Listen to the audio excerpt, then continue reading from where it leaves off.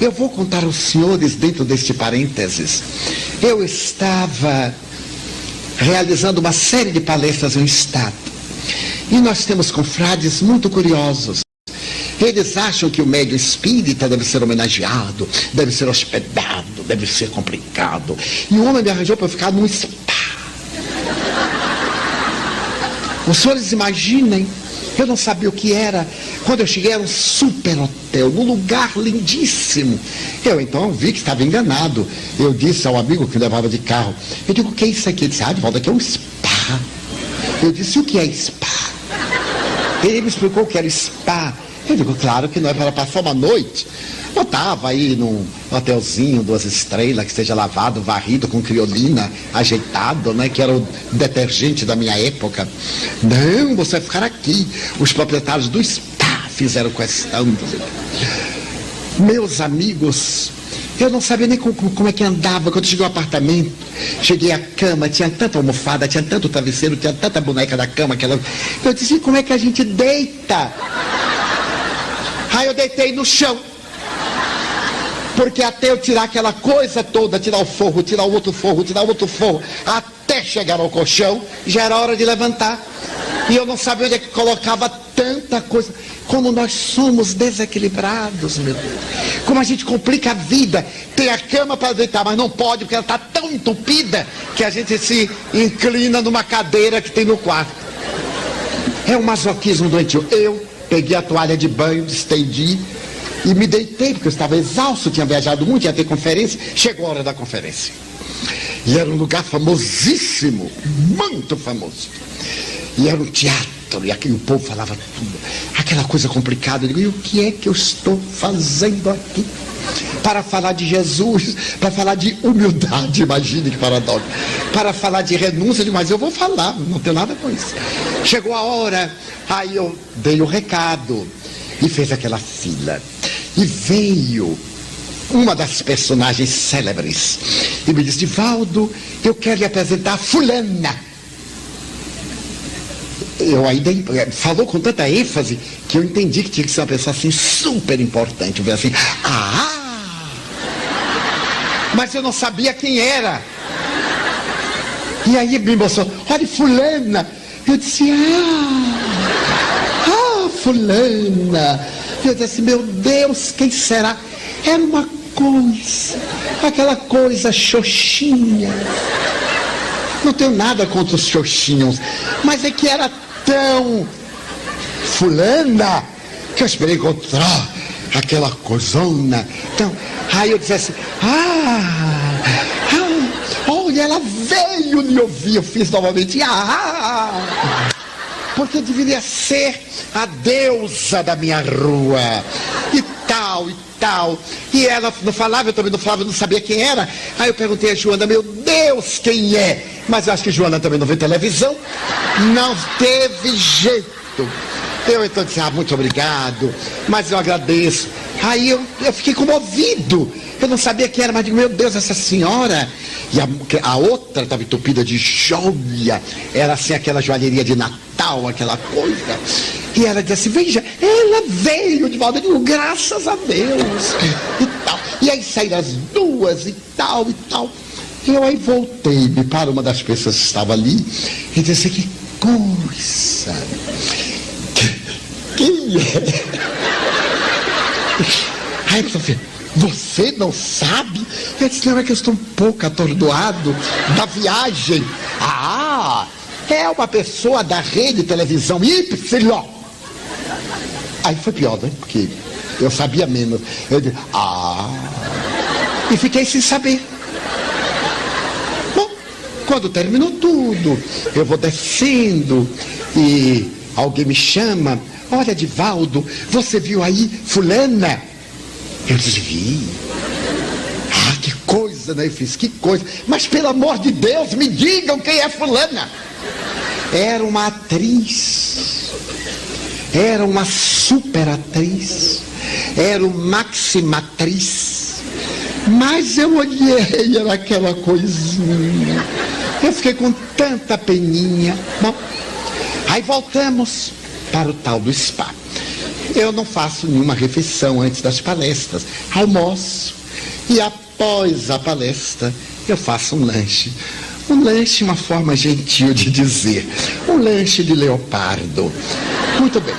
Então eu estava com uma fome hereditária. Aquela fome da seca do Ceará de 1870. Mas eu estava no spa. Eu aí imaginei o lanche que ia ter. Me preparei, atendi todo mundo, 1 da madrugada, eu cheguei ao spa. E aí o garçom disse: o seu lanchinho está lhe esperando. Eu imaginei o lanchinho. Era um lanchinho mesmo. Era uma torrada de pão negro, sem manteiga, um chá e uma fatia de mamão. Olha, porque era de dieta. Eu não estava ali para emagrecer nem para engordar. Eu estava em trânsito.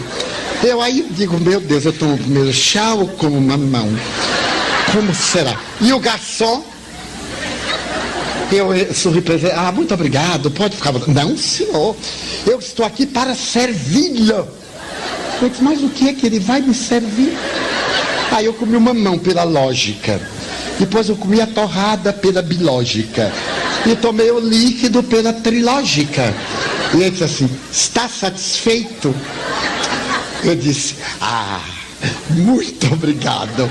Mas satisfeito eu não estava. Eu estava para desencarnar. E quando não tem, piora. Eu digo, meu Deus, por que eu não trouxe um saquinho de biscoito? Daquela mentirinha carioca, aquele que vai comendo e come. Eu digo, nunca mais o spa me pega. Mas amanhã pela manhã, aí eu me preparei, transferi para o dia seguinte. Digo, não, é poucas horas, são apenas 6 horas, eu aguento, eu vou orar. Orei, me apliquei bioenergia, dormi. Chegou a hora do café da manhã. Eu fui tão alegrinho, aquela gracinha. Sentei, olha o garçom, veio tomar-se o de jejum. Na minha terra chama café da manhã, lá é de jejum. E eu disse, vim, olha, nem era de jejum. Era uma tragédia. Era meia banana.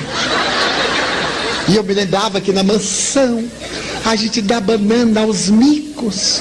E eu precisava de uma inteira e Deus não me dava. E logo depois, a irmã torrada da véspera voltou, sobreviveu, reencarnou. E ele perguntou, quer algo mais? Eu disse, quero qualquer coisa. Sim, senhor. É assim que fazem com os médiuns, coitados. Bom, aí já tinha dejejuado. Vai andar, vai fazer Cooper. Eu digo,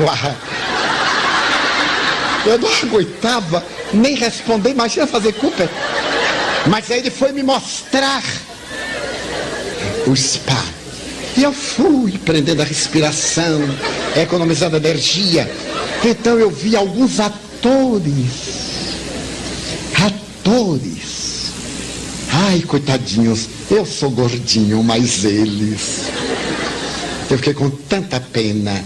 Estavam ali se matando.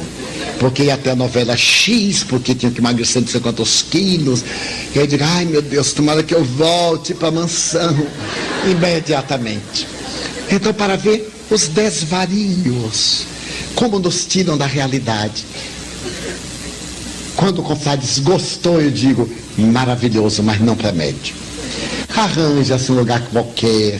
Madre Teresa foi para uma pocilga no fundo do quintal da casa de uma aluna. Foi lá que ela recomeçou. Então arranja um lugarzinho simples, varrido, higienizado, nada dessas complicações. Quando vier o trem, procure um hotelzinho de 2 estrelas, mas antes vai ver se está limpo, se a roupa de cama está limpa. O mínimo de comodidade, que é para o médium não ficar achando aquele super credor das honrarias e das homenagens. Nem o desprezo, o desdém, a desconsideração, nem a utopia. Porque eu me recordei de que no mundo somente tereis aflições, mas lembrai-vos de mim, eu venci o mundo. Que proposta maravilhosa de Jesus.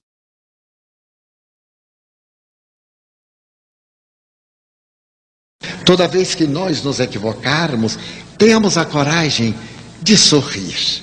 Uma proposta terapêutica da atualidade não é só rir dos outros, é rir-se de si mesmo.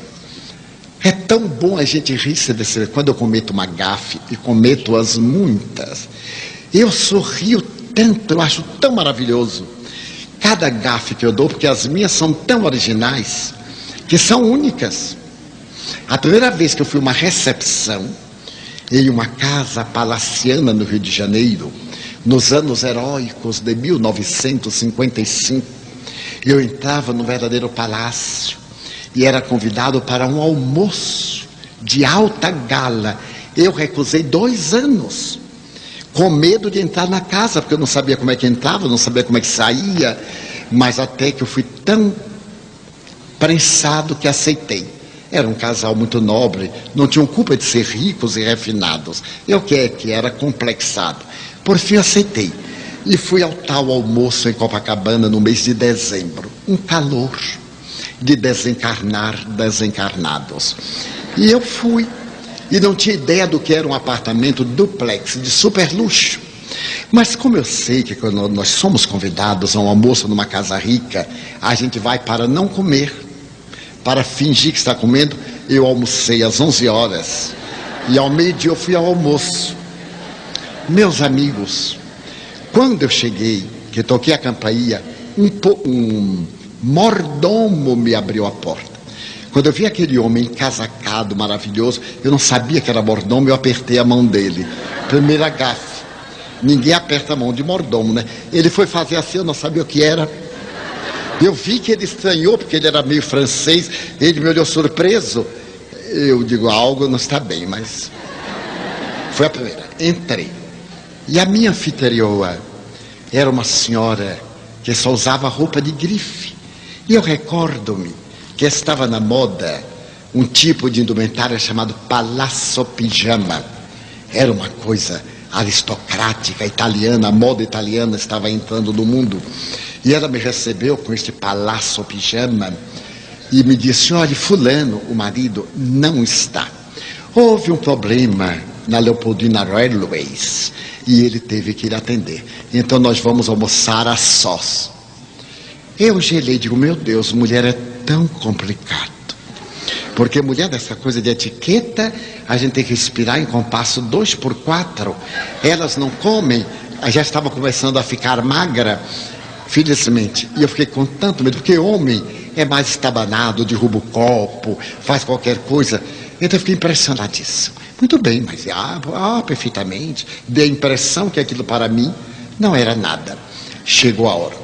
O mordomo abriu uma porta de vidro que entrou pelas paredes e disse, o almoço está servido, madame. Então nós dois entramos. Ela sentou-se lá, na ponta da mesa, e eu cá, na ponta da mesa. E no meio havia um arranjo, que também foi uma gafe. Hoje eu sei, era um arranjo alto. A gente conversava com o arranjo no meio. E tinha copázio, copo, copinho, copito, e uma coisa cá embaixo, com uma água. E estava aquela coisa. E eu não sei o que me aconteceu. Deu-me uma sede. Deve ter sido algum espírito que foi queimado vivo o corpo. Mas deu-me uma sede insuportável. E não chegava água. Eu tomava até cachaça naquela hora. E não chegava água, não chegava vinho, não chegava refresco, não chegava nada. E foi me subindo a sede. E foi me asfixiando. Eu vi aquele copinho tão bonitinho. Eu então, para ver se ela se chocava, eu olhei para ela e botei assim a mão, com quem estava brincando. E ela não... Eu aí peguei e tomei. Notei que havia assim um gostinho. Eu digo, mas casa de rico, não é? Um gostinho especial. Tomei e eu vi que ela teve um espanto, que ela ficou petrificada. Eu digo, meu Deus, eu fiz alguma coisa que não devia, mas já era tarde. Às Assim que eu acabei de beber, veio um carrinho com milhões de líquidos, refrescos, refrigerantes, uísque, Coca-Cola, tudo que tinha direito, e passou assim meio e ficou do meu lado. Eu disse, mas agora que você chega aí, bom, e começou o tormento. O almoço foi um tormento. Nunca mais eu aceitei almoçar em lugar nenhum, só em self-service, porque o mordomo dava um sinal, lá vinha o garçom, trazia uma bandeja com um filé. Ao invés do filé estar cortado até o fim, não estava só um pedaço e a gente tinha que terminar aquele pedaço. E faca de rico não corta, é de propósito.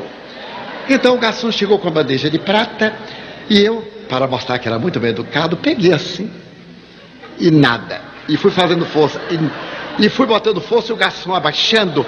Daí a pouco os dois estávamos assim. Eu disse, muito obrigado. E assim transcorreu a tragédia. Eu mal olhei para o que havia, e havia um desfile. Quando terminei, ela disse, Valdo, você come pouco? Eu digo, sou muito frugal. Eu havia aprendido a palavra e usei logo em Copacabana. Sou muito frugal. Ela disse, e no entanto é gordinho. Eu digo, são fluidos. Foram os fluidos das 11 horas. Muito bem. Terminou isso, então veio uma bandeja de frutas, mas lindas, maravilhosas. E então ela tomou de uma uva, retirou, olhou bem para mim, mostrou a uva e chegou naquela tacinha e lavou. Aí comeu e me olhou. Eu devia ter ficado calado, mas médio é uma coisa atrapalhada, não fiquei. Eu disse, era para lavar a uva? Ela disse, era. Eu disse, mas que coisa, na Bahia a uva já veio lavada.